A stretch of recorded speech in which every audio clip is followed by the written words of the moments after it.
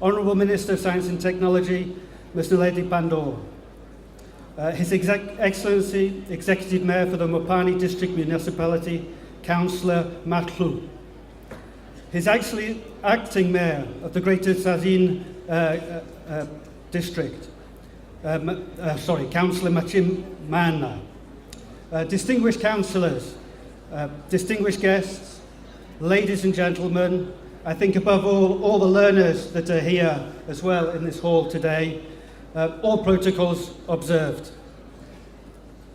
It's always a pleasure to speak at events which have the aim of showcasing cooperation between South Africa and the European Union. As I say often on occasions like this, the European Union values its relationship with South Africa. It's for this reason that South Africa is only one of 9 countries in the world with which we have what's called a strategic partnership. And this means that we have working relations at very high level, at presidential level, but also right down to grassroots level. And I think today, in terms of the cooperation that we have with the Department of Science and Technology, reaching down to the demonstration centre that we've looked at today is a strong illustration of that collaboration. We also have collaboration that extends beyond this. We have 2 major areas where we work together. The first one is what's known as the Framework Programme. And this is a programme whereby the European Union promotes science and technology and research in collaboration with other countries. And out of all the countries in the world with which we collaborate, South Africa is the 5th on the list. It's up there with the United States, China, and Russia.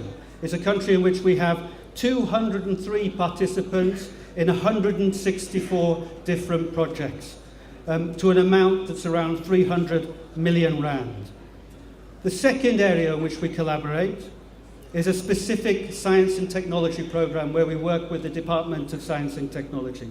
This is also a 300 million rand programme, and it is within this programme that to date we have 14 projects operating, one of which we're celebrating the opening of today. That is the launching of the Tzaneen Demonstration Centre. I think this centre is trying to show in practice how we convert the grand words that are made in declarations and summit communiques and in financing agreements that we agree with government, to translate these grand words down into practice on the ground. It's a centre in which they're working on the extractions of oils. It has an on-site laboratory for research. It's involved in the beneficiation of waste streams, and it aims at encouraging small business. It will, I hope, promote job promotion, industrial development, education and research, as well as environmental sustainability. And I add on that point of environmental sustainability, I think that's particularly important, especially in the lead up to the conference, the international conference that will be held at Durban later this year on climate change. We in the European Union delegation are particularly excited by this initiative. We want to congratulate all the stakeholders that have been involved in it for what they have achieved and the starting point that they have made. We hope that in due course this demonstration can further reinforce and move to be a success factor in demonstrating that science and technology can serve to improve people's lives. But it's this demonstration, I think, that helps reinforce the way in which we see science and technology as part of improving growth in the world and dealing with poverty.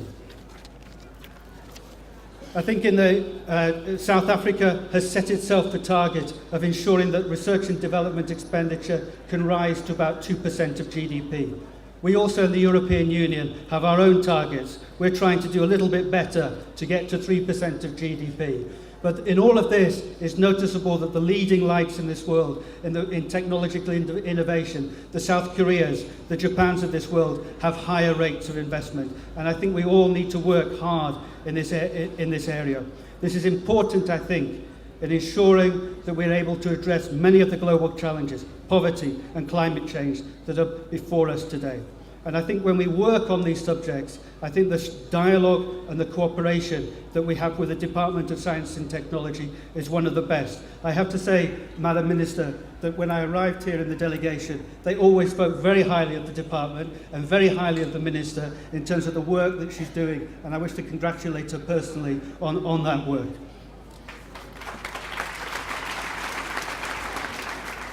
But I'm convinced that we've laid a very good solid basis. We have good policies, we have good practice, we have good demonstration projects. I think we also can move forward to new frontiers.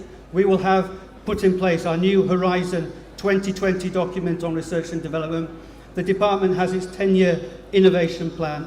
I also see work coming out of the National Planning Commission that is quite innovative and creative. I think there are solid bases for ensuring that we can have joint initiatives to ensure smart, inclusive growth, that we can fight poverty and give a better life to all. Thank you very much.